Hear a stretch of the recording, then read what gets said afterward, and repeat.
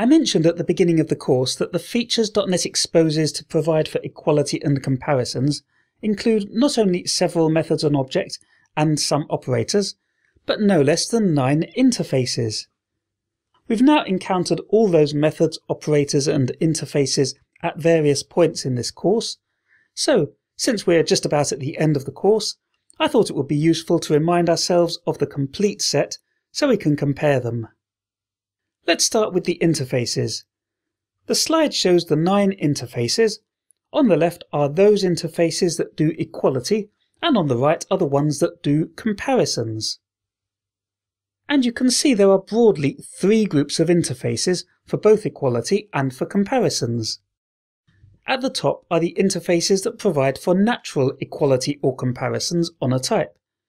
Those are IEquatable of T, IComparable of T, and the non-generic IComparable. What these interfaces all have in common is that they allow a type to declare that it knows how to compare itself with other instances of the same type.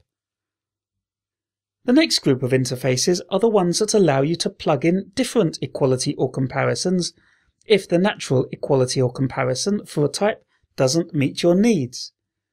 These are normally implemented by custom comparers or equality comparers, and they are IEquality comparer of T and IComparer of T, as well as their non-generic counterparts, IEquality comparer and IComparer.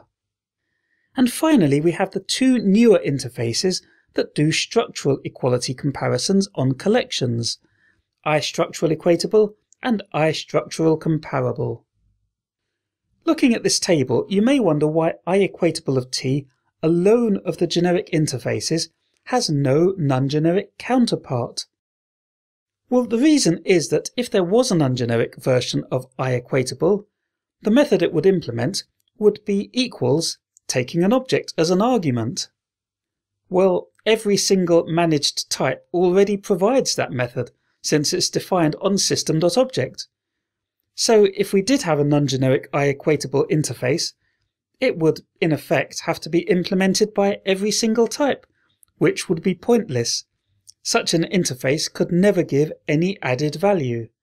So that's why it's not there.